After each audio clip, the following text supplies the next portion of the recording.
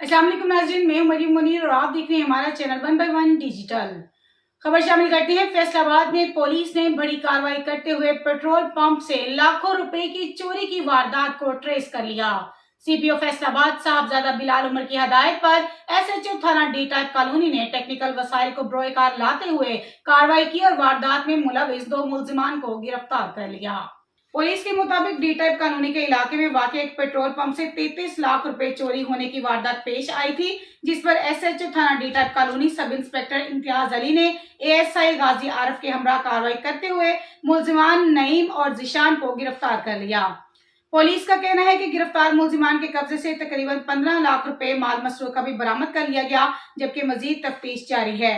Police Hakam के मुताबिक गिरफ्तार मुलजिमान के खिलाफ कानूनी कार्रवाई शुरू कर दी गई है और उन्हें किरार वाक़या सजा दिलवाने के लिए तमाम कानूनी तकाजे पूरे किए जाएंगे।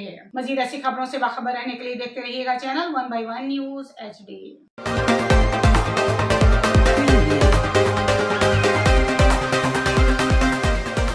हर खबर एतबार के साथ देखते रहिए 1/1 डिजिटल।